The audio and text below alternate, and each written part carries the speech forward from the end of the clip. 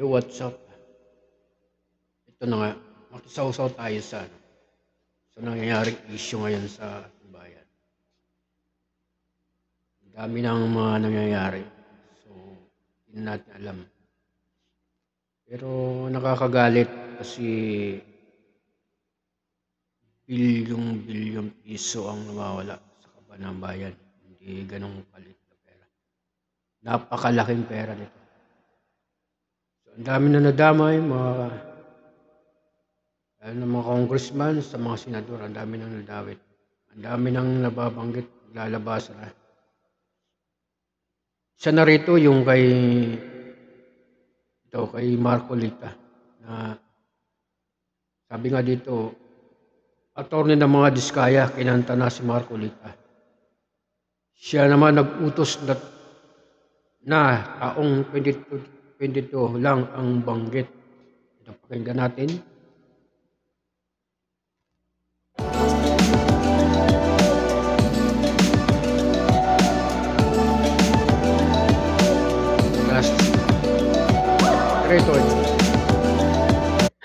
Alright mga minamahal, yes, it's me again, Alicia nyo. Nagbabalik muli para sa ating panibagong video.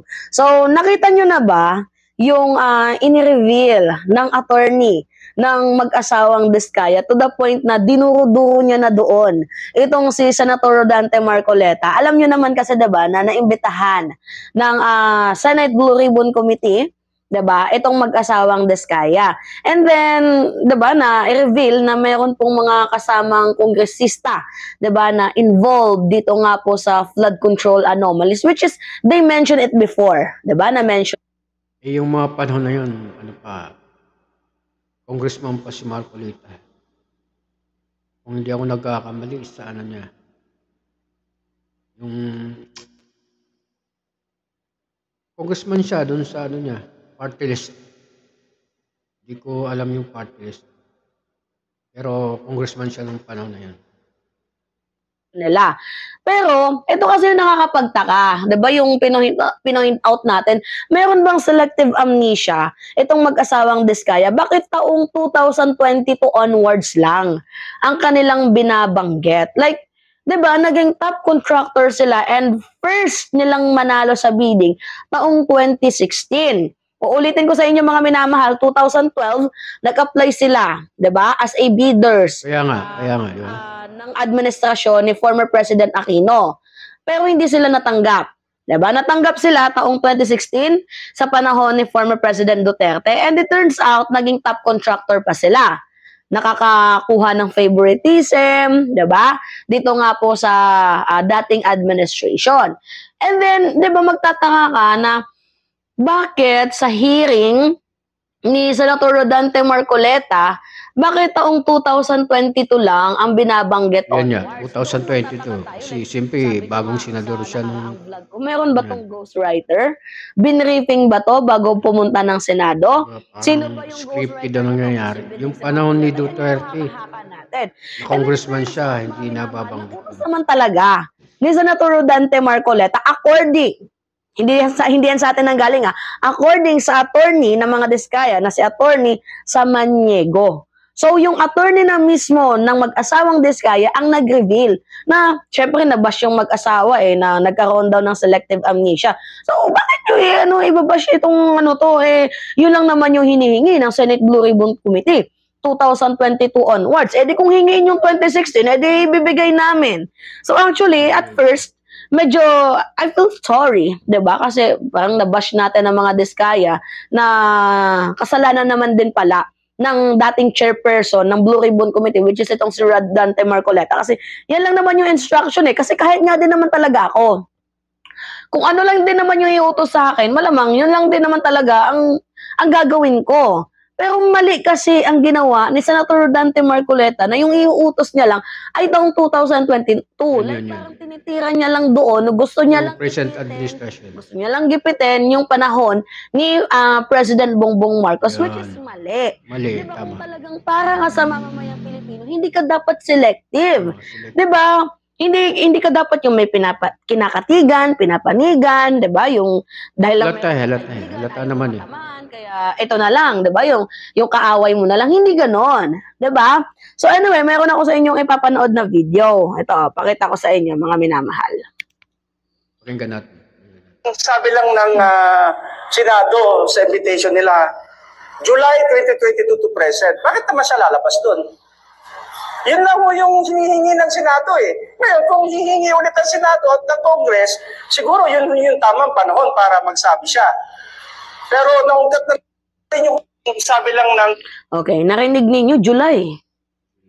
Pag umiinom ako ng Revicon Forte, pakiramdam ko, lumalakas ako para sa aking pamilya. Pag umiinom ako ng Revicon Forte, lang ng... Okay, narinig ninyo, July. Kasi nung June, ano pa yun eh, June 2022, Duterte era pa yun.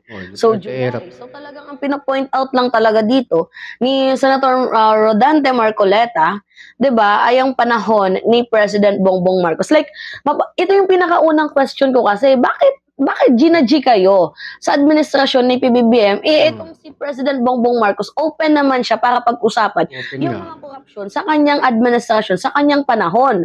'Di ba? Yun yung hindi natin maintindihan bakit ganun sila. Diba, a decade. Yun po yung pinapaimbestigahan 10 years ago. Kasama na, including yung kanyang administrasyon. So, hindi nyo pa nakukuha yung punto na napaka-open ng ating presidente. So, bakit nyo pa kailangang ipitin? Diba, bakit nyo pa kailangang gipitin? Si PBBM na mismo ang nagsabi na papaimbestigahan niya ang flood control anomalies simula sa panahon ng 2015. So meaning 10 years ago, nandoon pa ang administrasyon ni former President Aquino. Diba? So hindi mo na kailangan siyang ipitin, hindi mo na siya kailangang ipitin or pilipitin dyan na meron siyang kinalaman sa corruption dahil siya na mismo ang nagsabi at gumawa ng executive order, 'di ba? Para imbestigahan ang korupsyon sa panahon niya, hindi lang sa panahon ni Digong bagkus sa panahon ni former President Aquino. So ano yung pumapasok sa utak ninyo, my goodness? 'Di ba, hindi ba kayo nahihiya? Alam nyo, kung ako yung tatanungin, dapat itong si Senator Rodante Marcoleta imbestigahan din eh. 'Di ba? Dito sa flood control anomalies. Kasi parang, why they are afraid na pag-usapan ng panahon ng 2016? Kasi, Senator nung panahon na yon, si Senator Rodante Marcoleta, natatakot ba na pag-usapan or baka madamay ka? Diba? Or baka may ginawa kang anomalya din noon. Baka lang naman, nagtatanong lang tayo. Kung kaya takot na takot kayong dapat lahat imbestigahan para transparent. Isa ka sa nagbenepisyo kung totoo man. Di ba baka isa ka sa nagbenepisyo? Kasi may mga ganun eh. Parang takot sila sa sarili nilang mga multo. Kaya ba, gusto ninyong buwagin agad ang, tawag dito, ang pagiging Senate President ni Tito Soto? Kaya ba parang meron tayong naririnig na mga balita na G kayo na sirain at buwagin ngayon ang Senado? For what reason? Dahil ba itutuloy ni Senator Tito Soto ang pag-iimbestiga sa kapwa niya mga senador? Natatakot kayo sa sarili ninyong mga multo? Malamang. Gusto na ninyong palitan agad ang kakaupo pa lamang Senate President? Diba? Actually, hindi naman mauupo sa Senate Blue Ribbon Committee itong si Senator Rodante Marcoleta kung hindi dahil kay Quezon. Diba? Siyempre, para makakuha ng enough votes itong si Chis Escudero, siyempre, kailangan niyang umanib dito sa Duterte block at makakuha ng boto. Ang problema, okay, nakakuha ng boto, pero nag-triggered naman lahat ng ito nung pinag-usapan yung budget insertion kasi nasira, lumagapak ang image ng Senado. Kita ninyo sa recent survey, gaano kataas ang inilagapak? Samantalang yung House of Representatives tumaas for the first time in the history. 'Di ba, na umangat kasi yung history kasi ng Congress, mga minamahal, binabrand nila yung House of Representatives na mga buaya, 'di ba? So ngayon, yung Senado naman white horse, 'di ba? Pero nung sa panahon na ni President Bongbong Marcos, yung mga senador kasi natin, parang merong mga something, merong mga tinatago, merong mga pinapanigan. Teka lang, madagdag lang. Dapat din talaga, kung mag-imbestiga sila, simula talaga doon sa, yun na nga sinasabi, 2015 up to present. Hindi lang yung ngayon ang imbestigan nila. Bakit ngayon lang ba ang may katiwalaan? Simula pa noon may mga katiwalian na, may mga kurakot na. Ngayon lang nabunyag dahil kay PBBM. Kaya dapat nga magpasalamat kayo. Kung hindi sa presidente natin, hindi mauungkat yung mga ganito. Biruin mo, bilyon-bilyon na ang kinukurakot ng mga to. Parang sindikato na halos taon-taon gumagawa ng katarantaduhan itong mga to. Pero mo, magpapasa ng hingi ng budget. Di na nahiya. Pero ibibigay ng gobyerno yung budget. Pero wala namang proyektong ginagawa. Sasabihin, completed. Wala naman doon sa... Yan ang ang dami kasing mali. Simula sa pamunuan ng DPWH. Bakit sila nag-a-approve ng ganong Dapat bago magbigay ng hindi ganyan ang Dapat meron silang o ito budget mo. Hindi mo na magbigay ng buo. Kasi kukurakotin lang, dapat half muna.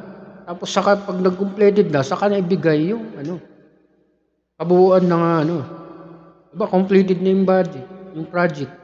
Nakita na. Na-check na kung standard ba ginawa, kung kumpleto ba, may mga bakal ba, tama ba yung paggawa. Siyempre may mga grupo naman na mag-check doon. Saka na ibigay yung kabuuan na budget doon. Ang nangyari, na-aprobahan pa lang yung project, na-award pa lang doon sa isang contractor, binibigay na agad. So, nagkakaroon nga ng tsabahan. Tapos may mga bawas-bawas pa. So, paano na? Dapat hindi ganun ang Dapat buo. Yung, halimbawa, 77 million yung project. Dapat yung 77 million, yun yung mapunta doon. Wala nang bawas. Para yung saktong computation ng mga bakal, mga gagamitin, mga graba, mga buhangin, mabili para magamit doon, para matibay. Kasi kung bawas na, paano nga naman makakapag-construct pa ng matibay? Ibawas na nga yung bawas na yung yung budget, kulang na. So pagkakasya na lang ng kung anong natira. So mali na. Hindi na standard. Magkaroon man ng project, magawa man yung project, pero hindi standard. Kunting ulan lang. Kunting baha lang, sira na. Kasi wala nga bakal, hindi standard. So mali. Tuloy tayo doon. Paggawa ng hearing nang wala naman sa ayos, 'di ba? For example, kay Senator Bato de la Rosa, hearing niya PDEA leaks. 'Di ba na si PBBM daw nagdodroga. O tapos yung kanyang informants ay yung kanyang testigo, yung kalbo. 'Di ba?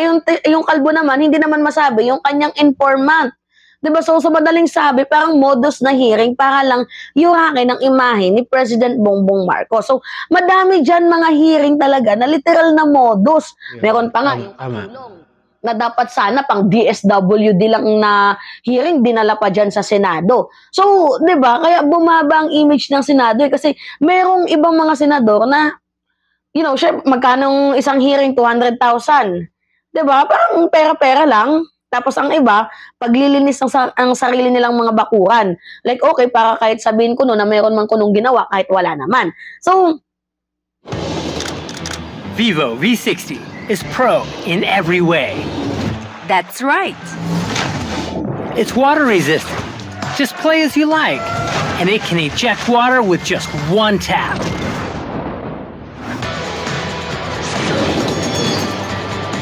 V60 is equipped with Vivo's exclusive Blue Volt technology. Massive power. Meron man kunong ginawa kahit wala naman. So, doon nagkaroon ng madaming reason kung bakit bumaba ang imahe ng Senado. Nagigets ninyo mga minamahal? And sa mga hearing na naganap patungkol nga po dito sa impeachment trial, 'di ba, sa lower chamber, tumaas naman ang image ng lower chamber dahil patas sila. Wala silang biases, 'di ba? Lahat ini-invite nila, lahat tinatanong nila. Ngayon, dito naman sa part na dito sa Infracom, 'di ba? Patungkol sa flood control anomalies, medyo hindi lang ako sang-ayon dito sa lower chamber ng slide. Pero hindi ko sinasabing totally na madumi sila. Kasi ang ginagawa ng mga senador dahil nabisto na sila pati itong mga kongresista, nagtitirahan na lang sila. Kaya kailangan pa din natin ng independent commission. 'Di ba? Yung independent commission na mag-iimbestiga. Tama yan. Yung may mag-imbestiga talaga. Projects nang hindi belong, hindi kasama ang ibang mga public officials. So, ngayon, sa nakita natin sa in-reveal ni attorney, sino tong attorney na to? Attorney Samaniego, mapapansin natin na mayroong bias, mayroong kinakatigan itong si Senator Marcoleta, and this should not be tolerated. Hindi ako agree na ganito yung kinds of system na meron ang Senado. Dahil kaibigan niya si ganito, meron siyang kinakatigan. Dahil kaibigan niya si ganito, meron siyang kinakampiyan. Mali yun. Nagigets din yung mga minamahal, sobrang mali yun. Nakaka-offend. Hindi lang sa mga nanonood, pati na din sa pera ng mamamayang Pilipino. Like, harap-harapan nyo kaming niloloko na hindi naman namin deserve yun. Ang deserve namin, yung totoong katotohanan. The truth. Diba? And Yung dito purong, naman sa mga Biskaya, alam ninyo, the truth will lumabas set yung you free. katotohanan. Hindi nyo pwedeng dagdagan ng dagdagan ang kasalanan ninyo. Kasi habang dinadagdagan ninyo ang kasalanan ninyo, Stop muna. Sabi pa nga ni PBBM, diba nakakita niya yung mga nagrarally-rally. So, nagsabi pa nga siya, come on, ilabas niyo yung natural, galit nga yung mga taong bayan.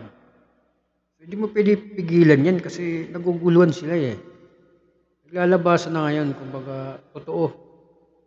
Na minanipula nitong mga kontraktor, mga DPWH, yung budget ng kaban ng bayan na halos napunta na sa kanila tapos wala naman nangyayari sa project. Taon-taon, binabaha tayo.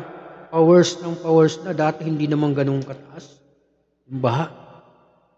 Ngayon, patindi ng patindi. Dahil yung mga project na yun, matagal na hindi nagawa. Ibig sabihin, meron na dati na hindi nagawa. Yung iba naman nagawa, nasira na. So, dapat panghirap. Kaya sabi man ni Marcos, sige, come on, ilabas niyo yung galit niyo. In a proper way. Kaya yung mga nagsasalita, nagrarally. Suportado yan. Kumbaga, wala namang magagawa din si Bong Marcos doon. Kasi boses ng taong bayan yan eh. Kumbaga, freedom of speech yan eh. mas lalo kayong nababaon. 'Di ba? Umamin na lang kayo sa katotohanan. 'Di ba? So, alright, mga minamahal, kayo, ano yung masasabi ninyo? So, pahingi lang ako. So, yun nga. Diba? Narinig nyo naman yung mga dapat si Marcoleta, questionin din niya, hindi lang yung past, present administration, dapat simula dun sa panahon ni Aquino, Duterte, sa present. Para malaman kasi yun dun yan matitik kung talaga, kailan pa nag-umpisa yan, ganyan, kalamak na. Bakit ba't masagasaan yung mga kakilala niya, o hindi man siya, o dapat transparent para, kaya nagkaroon ng balasahan, di ba? Senate President, Blue Ribbon Committee, iba na. So, kasi may mga anomalya, yung mga nakaupo. Natural yun, dapat maimbestigan din sila. Para hindi, one-sided. Palitan muna, kasi nadadawit sila So, pangit naman, nadadawit sila, tapos andun sila sa magkakaroon ng tawag dito yung matatabunan. Kasi yung mga nagpapatupad, nandun mismo sa nag-organisa ng senador mismo. So dapat suportahan natin na. Huwag tayo magpabaya mga kabayan. Mga kababayan, mga sangkay.